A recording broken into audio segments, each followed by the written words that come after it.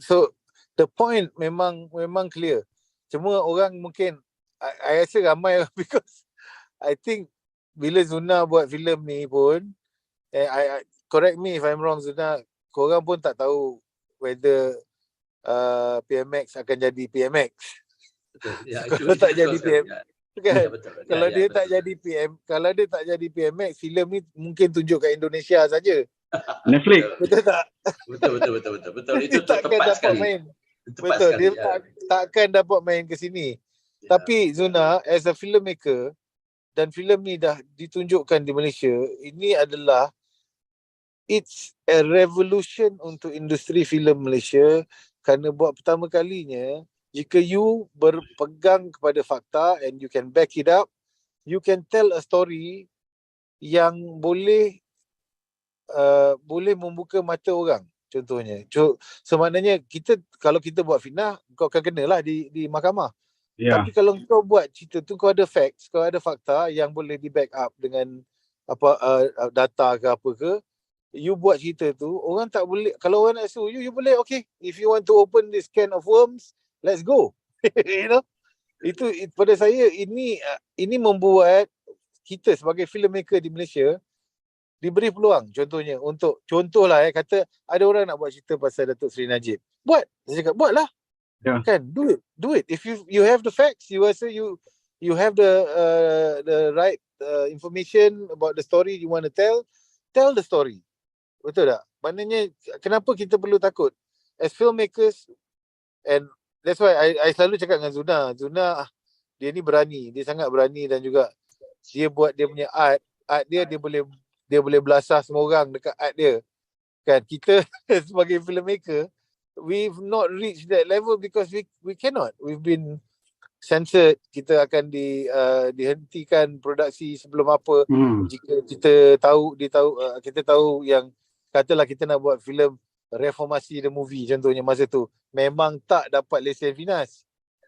Kan, untuk gambaran. Memang mampus tak dapat.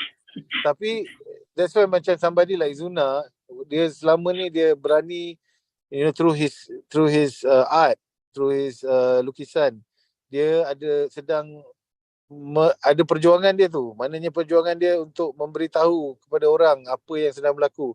Sampai yelah Ayu pun sendiri tahu apa berlaku pada Zuna. So ini adalah, pada saya filem ni adalah revolusi untuk industri filem Malaysia, because it's been shown. So okay, the people are alive. Yang korang cakap ni semua, orang tu masih hidup. Dan korang terang-terang sebut nama dia orang, korang apa. Now, if benda ni bagus pasal apa tau? Because the story is about corruption, right? Yeah. And siapa-siapa yang berani buat corruption, kau hati-hatilah. Silap-silap nama kau keluar kat movie. Betul tak? Boleh tak pula? Maknanya, if you berani buat, and then orang ada fact nak tunjuk something, he can put you on record. He can put you on film. And ceritakan pasal you punya katalah you punya apa benda, you punya apa dia punya rasuah ke, apa benda yang you pernah buat ke, dia akan buat as a true story, based on a true story ke apa benda. So ini adalah satu benda yang saya sebagai seorang pemikir filem mengalu-alukan. Tak tahu berapa ramai akan berani lepas ni untuk start buat cerita. Cuma macam saya cakap, korang buat cerita biografi, korang kena ada lawyer. Korang kena ada make sure yang lawyer tu check semua, make sure semua rights dah dibenarkan untuk diorang buat, and then diorang baru buat. Memang ada proses tu. Ni dah sejak azali dalam pembikinan filem. Cuma contohnya lah filem pasal Mona Fendi kan. Kan kena block. Filem tu kena block pasal family mangsa tak benarkan filem tu block. Jaga hati waris lah. Betul. Waris tak benarkan filem, walaupun tak sebut pun nama dia. So benda tu boleh berlaku. Maknanya dia boleh ada injunction, court injunction taken by family of people concerned contohnya. Kenapa? Sebab budaya filem negara kita tak sama macam di India. Di India ataupun negara-negara luar. Betul. Dia di mana saja negara yang ada freedom or more freedom of expression, benda tu dibenarkan. Maknanya kita cuma yang korang tak sedar, level seni yang ada di Malaysia ni adalah level seni yang dihadkan, yang dikawal. So it's really dia punya is guarded. Maknanya kita tak dibenarkan berikan ekspresi penuh. Kan bila kita ekspresi penuh apa yang kita nak cakap, kita akan dihumban masuk dalam jail, kita akan kita akan di-intimidate, kita akan diperas, kita akan ni orang-orang seni ni sejak azali yang berani bercakap kuat ni akan dilakukan macam-macam kan. So sampai orang seni kita buat benda-benda yang funny, bodoh dan just simple benda-benda yang tak menyakitkan sesiapa lah kita. So seni jatuh kepada hiburan sahaja, sedangkan seni boleh jadi benda yang lebih besar daripada itu. Itu pandangan saya lah. Aflin, I hope that what I said is right lah. So, InsyaAllah. Okey, kita ada beberapa orang menunggu giliran untuk nak bertanya. Jadi saya buka ruang terus kepada seorang Rina yang dah naik atas ni untuk bertanya kepada sama ada Aflin ataupun kepada Zuna. Okey, Assalamualaikum Awan. Macam double lah. Boleh Zuna boleh lah? Saya nak tanya soalan dengan movie ni. Adakah Datuk Luna dengan Datuk Aflin ada plan untuk nak berkolaborasi kepada orang kata apa, kepada movie yang sequel yang kedua? Ada tak plan untuk bekerjasama? Memandangkan kedua-dua ni adalah orang hebat di dalam film ya. Itu saja. Okey, mungkin suara ada lapis sebab kita pakai dua ni. Soalan dia, adakah cadangan untuk kerjasama Zuna dengan Aflin untuk sambungan filem ni? Itu pertanyaan daripada Rina. Ya, pertama saya jawab dulu. Saya jawab dulu. Pertama sekali, saya bukan datuk ya. Jangan panggil saya datuk. Belum ada datuk. Bro, brother Zuna sudah memadai. Dan saudara tadi memulakan persoalan dengan kejayaan filem ini. Kemudian adakah yang kedua? Yang pertama saya nak sebut juga di sini penting pada semua bahawa filem ini belum berjaya dari segi kutipannya. Jadi saya harap kita masih karena genre filem ini seperti yang Aflin cakap tadi adalah tidak pernah diadakan selama ini. Dan selama ini rakyat Malaysia disajikan dengan filem-filem berbentuk hiburan. Yang ini diakui oleh Aflin, dia sudah lama dalam industri, dia tahu. Jadi bagi saya orang baru ya, dan baru ini filem pertama. Dan kami menghadapi cabaran kerana orang jadi takut, orang jadi ini bukan makanan asli, makanan harian mereka. Jadi untuk itu, pada itu dulu saya nak minta lagi sokongan daripada semua untuk banyak ke panggung kepada orang-orang yang ingin mengetahui apa yang Aflin cakap tadi, iaitu satu, tiba-tiba banyak orang tak tahu. Walaupun generasi saya dengan Wan ni kita satu generasi lah kita kata ya. Walaupun kita sudah ikut itu, kita sudah tadi Aflin juga kata dia berada di Rumah Anwar. Kebanyakan orang ada di situ tapi mereka tidak tahu detail generasi itu. Apatah lagi generasi sekarang ini masih lagi belum tahu detail apa. Jadi pengajaran ini penting untuk kita tahu, dan saya nak bagi tahu bahawa selama ini ya Aflin dah cakap tadi, selama ini kita hanya dengar satu versi saja. Ini yang saya tunjuk ni adalah versi alternatif, versi orang yang mengalami. Selama ini kita dengar versi orang-orang yang tidak ada di situ. Contohnya dalam lokap itu versi tak ada orang yang pemerintah zaman dulu ya, ini Perdana Menteri ketika itu dia tak masuk lokap, dia tidak tahu apa-apa yang berlaku di situ. Jadi dia hanya kita, contohnya dia kata dulu Datuk Seri Anwar pukul diri sendiri. Ya ini semua tahu. Dan Rainur kata, no, Datuk Seri Anwar alive and kicking. Tak ada apa-apa sungguh. Kan? Jadi yang saya nak bagi tahu sebenarnya tidak. Apa yang berlaku itu dia dipukul sebanyak 7 kali. Saya nak bagi tahu bahawa itu adegan itu saya bina skrip daripada laporan Suruhanjaya siasat, laporan Diraja ya, Suruhanjaya Diraja siasatan Datuk Seri Anwar Ibrahim yang dikeluar pada 1999. Dan pengakuan Anwar, dia dipukul sebanyak 7 kali. Dipukul, ditumbuk, diterajang, ditampar, dikarate. Dan pengakuan doktor dalam Suruhanjaya itu yang dibawa sebenarnya, walaupun dia buat Suruhanjaya tapi dia ada mahkamah dia. Pengakuan doktor mengatakan karate itu bertujuan membunuh. Anda boleh baca di situ. Laporan Suruhanjaya itu saya ada.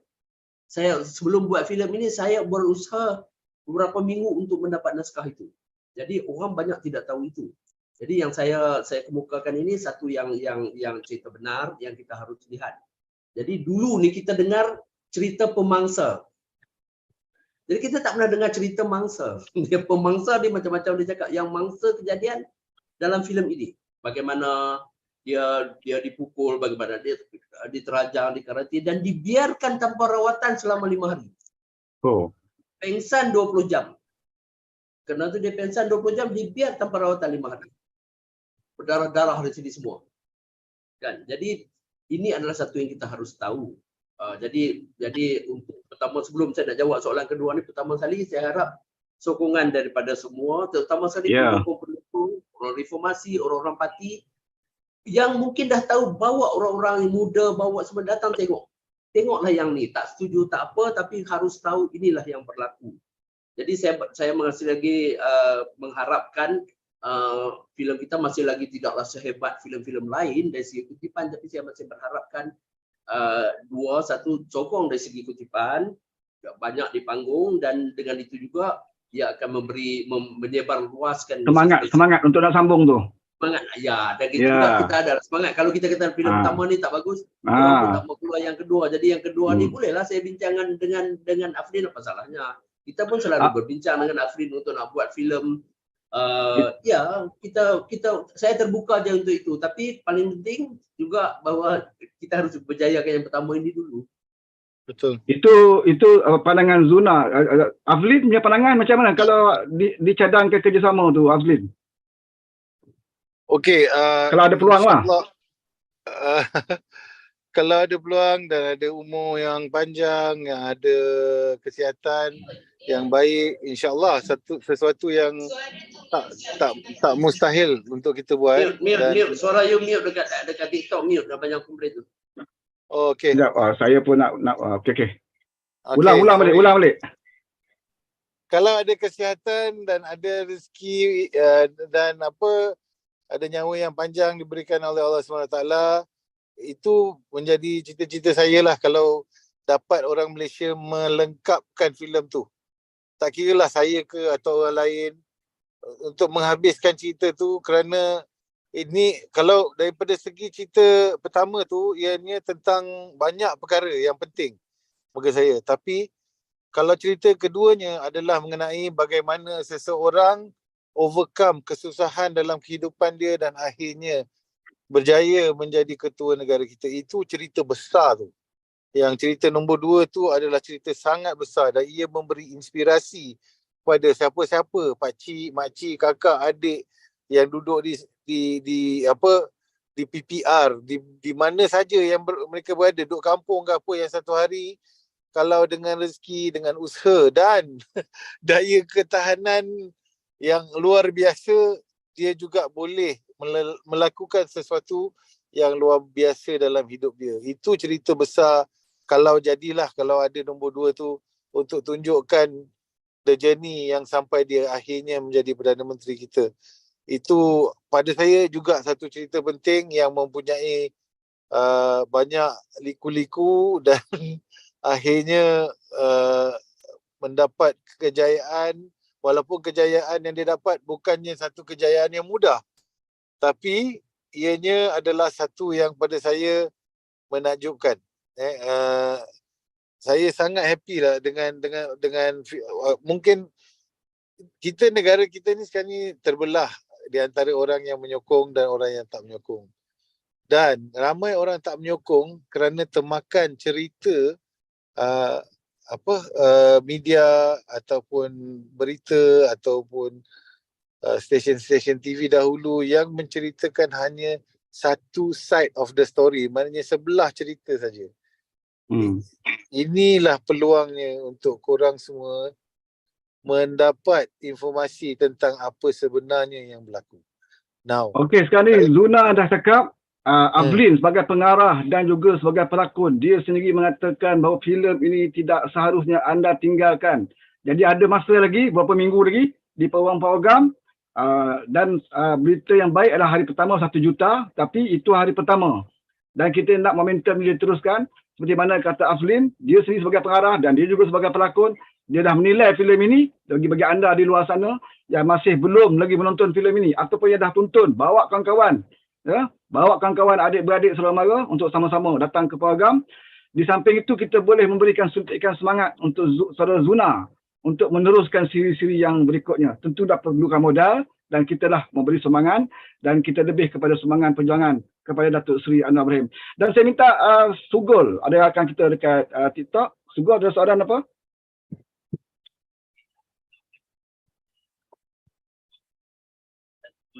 Zuna dengan Yadi live, saya belum tengok cerita Datuk Seri Anwar di Antokori. Tapi saya dah tengok dah 2 kali pula tu. 2 kali. Dan Cool. kita tengok bila ada satu isu yang tular di media sosial, netizen kita berlagak seolah-olah mereka pakar segalanya, dan baru-baru ini ramai pula yang muncul seolah-olah mereka ini pakar pengkritik filem. Dan melalui kata-kata mereka tu, saya ada 2 soalan lah. Antara yang menarik ya adalah, adakah Zuna dan juga Datuk Aflin sendiri bersetuju cerita ini lebih baik ditayangkan sekiranya orang yang tokoh yang ingin diceritakan itu sudah meninggal dunia, kerana rata-rata orang kita ni ketika dia hidup, kita memang suasana hari-hari. Dan soalan kedua, ada tak apa-apa komen atau pandangan kepada netizen yang mengatakan cerita ini seolah-olah bias dan juga sebagai langkah politik, kerana dalam filem ini mereka kata babak-babak yang ditayangkan seolah-olah Datuk Seri itu seperti malaikat dan tidak membuat salah langsung. Itu saja soalan saya. Okey, Saudara Zuna respon terus. Saya nak yang kedua dulu ya. Pertama sekali, banyak yang kata propaganda, ini mereka tidak faham. Propaganda ataupun terlalu mengagung-agungkan ditanya, menganggap ni sebagai malaikat semua itu. Okey. Kita mesti faham ya bahawa propaganda ini, orang kata orang yang mau membuat propaganda, orang yang mau mengampu pemimpin tertentu, mereka membuat itu dengan satu harapan imbuhan kembali. Ya, itu matlamatnya. Jadi siapa-siapa pun, baru ni ada seorang penyokong bekas Perdana Menteri yang cakap begitu semua, kerana saya percaya dia mengharapkan imbuhan daripada ketua dia. Ya. Filem ini untuk saya tidak buat dengan harapan itu. Pertama sekali, ya saya tidak buat itu. Tetapi saya ingin mengatakan bahawa ada nilai-nilainya dalam filem ini yang kita harus ambil. Dan saya sendiri tidak berani bersikap begitu. Saya beritahu antara 2 nilainya. Pertama sekali, ada orang dalam filem nanti tengok ya, ada orang ramai yang cakap saya tak akan ambil rasuah, saya anti rasuah, rasuah ini najis dan sebagainya. Begitu, tetapi apabila wang di depan mata, kebanyakannya ambil. 99.9%, 99.90% apabila wang di depan mata ambil. Tapi saya lihat cerita ini saya kumpul sekian lah daripada tahun 1999. Berdasarkan pengenalan saya dengan Datuk Seri Anwar Ibrahim dan keluarga-keluarga beliau, saya dapati ada insiden dalam filem ini ya, nanti tengok ada satu scene yang orang ini memberi 4 juta ringgit cash dalam satu beg kepada Datuk Seri di tempat tersembunyi di dalam sebuah bilik hotel yang tak ada siapa tahu, dan dia tak kata ini rasuah. Bagi dia ini adalah satu hadiah. Sekarang ini nama macam sedekah lah, nama jajan lah kan. Tetapi untuk orang menolak dalam saat itu, saya cabar semua rakyat Malaysia. Siapa yang berani buat begitu? Dan inilah nilai bagi saya. Mau mengatakan malaikat, mau mengatakan apa-apa, tidak ada politician di Malaysia ini, ahli politik yang berlaku ini, yang sanggup setegas ini. Poin 1. Yang kedua, apabila dalam filem ini, kalau tengok ya, siapa yang nak tengok, saya spoilkan teruslah ya. Bukan spoil, saya bagi tahu adegan-adegan penting. Ketika Datuk Seri Anwar Ibrahim diberi pilihan oleh Mahathir, kamu letak jawatan atau satu charge akan dikenakan terhadap kamu. Ni ultimatum. Letak jawatan siap ada bagi duit tu. Yes, letak jawatan ni. Jadi berapa orang Malaysia yang sanggup lawan atau letak jawatan? You masuk penjara atau you bersenang lenang? Berapa orang yang sanggup pilih penjara? Saya cabar ini. Itu adalah satu nilai yang penting yang saya sebut tadi, saya sendiri tak sanggup lakukan. Ketiga, scene penting. Ketika Anwar Ibrahim, ini cerita ni saya dapat clarify daripada Datuk Seri sendiri, daripada keluarga, daripada semua. Satu scene awal, ketika dia mula dilantik jadi Menteri Keuangan. Dia pulang ke Pematang Pauh. Adakan meeting dengan ahli keluarga beliau. Yang supaya kita tahu ahli keluarga beliau ni ada beberapa orang kontraktor. Beberapa orang juga ahli perniagaan. Dia pulang, dia mengatakan terima kasih semua yang menyokong saya di dalam filem tersebut. Kemudian dia kata mulai hari ini saya nak buat pengumuman, mulai hari ini keluarga kita semua keluarga tidak dibenar ambil kontrak dari kerajaan lagi. So keluarganya marah.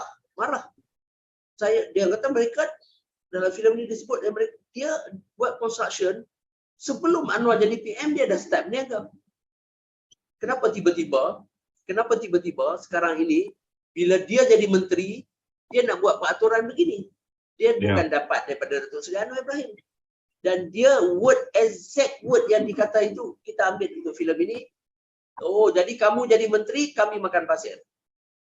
Tetapi Datuk Seri Anwar menegaskan bahawa rasuah ini dia harus dilihat bersih. Bukan hanya bersih tapi harus dilihat bersih. Apa kata orang kalau dia beritahu bapak dia, masa tu bapak dia ada, apa kata orang kalau anak bapak dia jadi Menteri Keuangan, semua keluarga kaya. Jadi ini orang tak sanggup lakukan. Dan mengikut saya cerita di sini, saya cerita betul skrip yang saya buat itu, apabila saya buat research semua, mereka 3 bulan tak cakap Datuk Seri. Keluarga tu pulau dia. Tetapi dia tetap ambil risiko itu demi prinsip dia terhadap rasuah. Dia tetap, walaupun terpaksa bergaduh dengan keluarga, terpaksa hadapi penjara, terpaksalah tidak dapat imbuhan keuangan yang banyak, dia tetap kekal. Mesejnya tidak akan terima apa juga bentuk rasuah, walaupun dari segi undang-undang dan dari segi moral. Yang keluarga tadi moral dia tak salah, tapi moralnya tetap satu orang pertikaikan.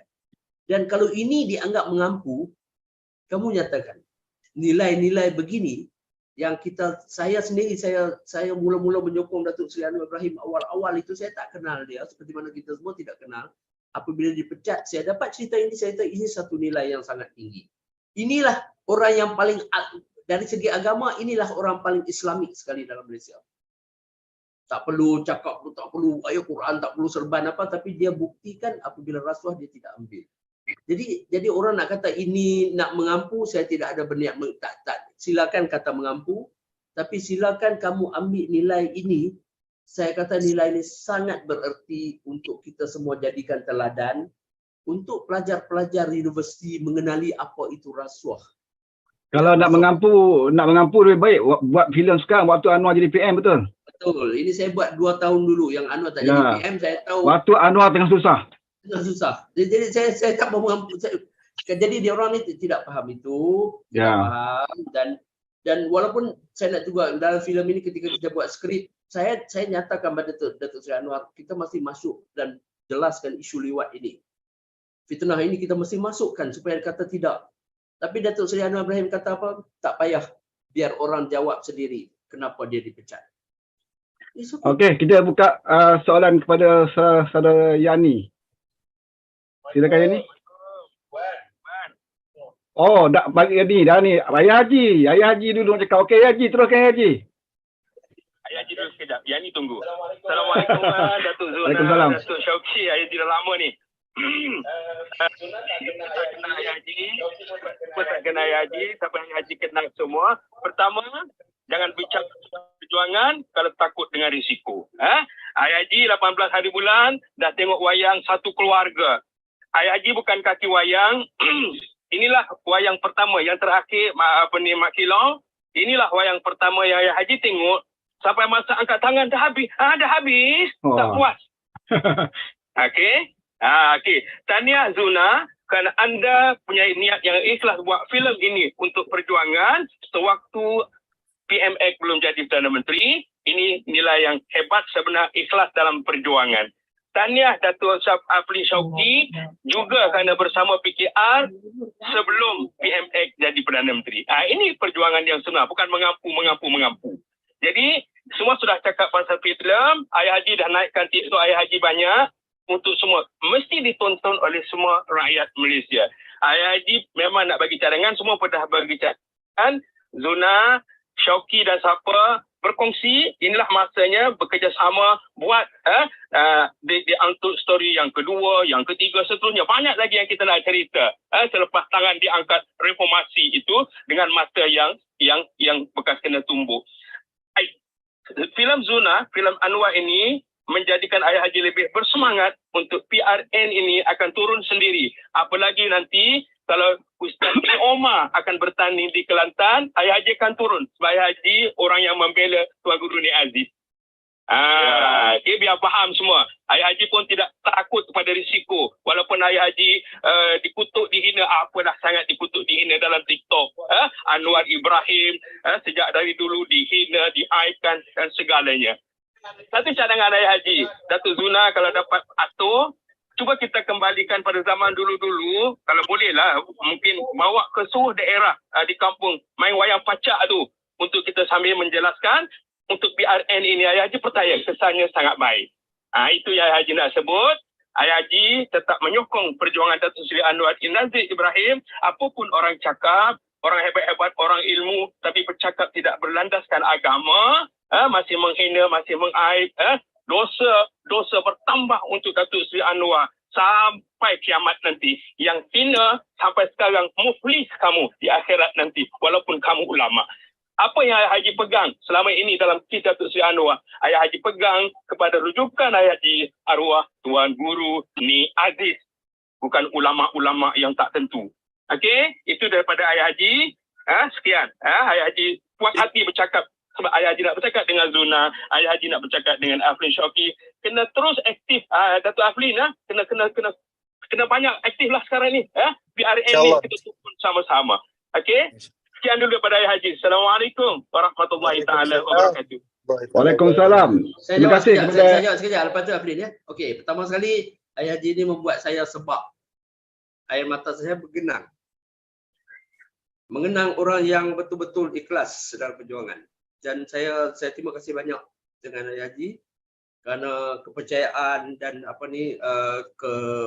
kita percaya sesuatu yang kita percaya itu tak dapat orang ubah ya. Dan untuk wayang pacak ni terima kasih, saya dan memang ada dalam perancangan. InsyaAllah saya tadi pun ada meeting tentang ini dan saya akan cuba usahakan sehingga berjaya. Ya, Aflin? Belum ada, okey. Aflin nanti nak jawab kemudian, tapi saya rasa itu satu yang sangat berkesan kerana filem ini kita harus pertama sekali kita ada pawagam kebanyakan di kawasan-kawasan bandar dan orang pergi ke pawagam, tapi banyak juga orang yang tidak berpeluang melihat. Jadi wayang pacak adalah satu kaedah untuk pergi kepada mereka, untuk kita pergi kepada mereka. Ya, Aflin.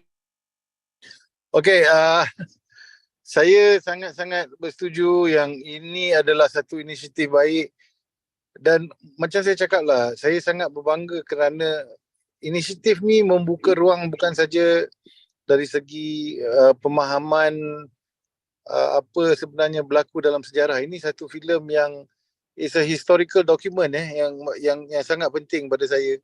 Yang ialah sebelum ni ada orang cuba buat macam Hati Melaya, filem Hati Melaya dan beberapa lagi filem. Kalau kita tengok Indonesia memang kaya dengan filem-filem mengenai presiden-presiden mereka, tentang perjuangan, tentang apa. Dan kenapa tidak kita juga menghargai cerita-cerita ini? Mungkin Anwar adalah untold story, adalah pemangkin kepada more stories yang patut kita ketengahkan tentang hero-hero Malaysia kita dengan perjuangan-perjuangan mereka yang mungkin kita tak tahu kan. So pada saya ini satu langkah yang sangat bagus. Wayang pacak adalah idea yang bagus, tetapi juga saya rasa ramai dah duk cakap ni, keluarkan kat Netflix. Saya cakap biarlah habis dulu kat panggung kan, barulah keluar Netflix kan. Pasal itu adalah, kita kena ingat filem ni dibuat bukan saja dengan kasih sayang, tapi dengan wang ringgit. Dan harapannya adalah, jika macam Zuna cakap, kalau filem ni dapat pulang modal dan dapat apa, boleh buat lagi cerita Boleh, yang ya. part 3 ke apa ke, memang boleh buat. So, tapi memerlukan sokongan bukan daripada orang-orang parti saja ataupun orang-orang yang menyokong, orang-orang yang mencari kebenaran. Okay, if you are interested in the truth, or if you would like to hear another side of the story, kalau anda adalah orang yang macam tu, ataupun anda totok lah, kata saya totok dengan Tuan M, saya tengok cerita ni, okay, tengok cerita ni, dan kalau you rasa benda ni tak betul, okay, you selidik sendiri, you kaji sendiri. Pasal ramai orang yang paling saya marah adalah ramai orang dah termakan fitnah bertahun-tahun lamanya, sampai dah menjadi darah daging fitnah ni. So cerita ni adalah langkah untuk membersihkan fitnah tu. Jadi itu yang pentingnya cerita ni kepada orang. Apa yang membuat dia membersihkan fitnah ni, you kena tengok. There is no other way but to watch the movie. Tengok cerita ni, sama ada you setuju atau tak. Have a discussion. Berbual tentang perkara ni. Bercerita pada kawan. Katalah aku tak setuju. Okay, then have a discussion. Kenapa kau tak setuju? Apa yang kau rasa tak betul, kan? Macam tadi ada siapa tu cakap, adakah nak menunjukkan yang Datuk Seri ni adalah macam malaikat? It's not. Dia bukan malaikat. Kita tahu dia bukan. Dia adalah manusia biasa. Kalau malaikat, kau ingat malaikat tu nak bagi diri dia masuk jail. Kan? Malaikat tu akan bakar jail tu. Dia bukan malaikat, dia manusia Takkan biasa. malaikat lebah mata Lebah mata. Kau ingat malaikat nak bagi orang tumbuk muka dia? Tuan-tuan dan perempuan, bila bercakap tu pakai otak, kan? Itulah masalahnya. Bila cakap pasal ikut sedap, cakap yelah macam kau cakap tu bunyi dia best. Adakah Datuk Seri ni malaikat? Kita tak pernah cakap dia malaikat. I'm sure as human beings, kalau kita mengaku kita tak ada salah, kita bukanlah manusia yang betul. Kita semua ada salah. We are all sinners. Kita semua buat salah dalam hidup kita.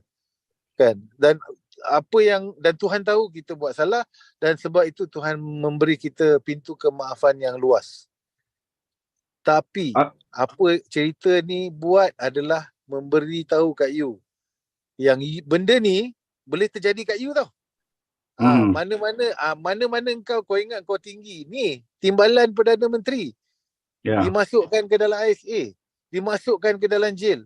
Kau jangan ingat kau power macam mana. Kalau kau selamat, kalau kau itulah macam cerita dia cakap, perjuangan tu memerlukan sacrifice. Sanggup ke you sacrifice? Saya rasa orang-orang biasa tak boleh. Mungkin itu yang you maksudkan dengan malaikat. Maknanya benda yang dia buat tu adalah benda yang bukan orang biasa boleh buat. Memaafkan orang yang masukkan dia ke dalam jail. Itu bukan orang biasa buat tu. Itu dah macam, ini memang geng-geng ulama'-ulama' punya style. Saya tak cakap dia ulama', jangan nak turn pula saya my words. Tapi orang yang katalah dekat dengan Allah SWT adalah orang-orang yang memaafkan. Pemaaf. Kan? Kalau orang masuk humban you dalam jail 10 tahun, kalau kita dah tengok dah movie-movie ni semua, kau humban aku masuk dalam jail, keluar memang dia cari, dia bakarnya satu keluarga dia. Tak ada yang akan meminta maaf dan bekerjasama. Now, kau masih lagi nak tegakkan yang Anwar Ibrahim adalah orang yang tak betul. Mungkin kita kena check diri kita kot. Mungkin kita punya persepsi apa betul dan salah tu tak betul. Sorry emotional sikit. Tak apa, memang filem tu emotional, dan nak bagi rakan-rakan kita dekat YouTube ni ada 1,300 lebih dekat YouTube, dan di TikTok kita ada 937 setakat ini. Bagi anda di luar sana yang masih lagi belum menonton filem, saya rasa ramai lagi yang belum lagi menonton. Mungkin hari pertama tu tak mau nak berebut, nak tunggu agak lapang sikit.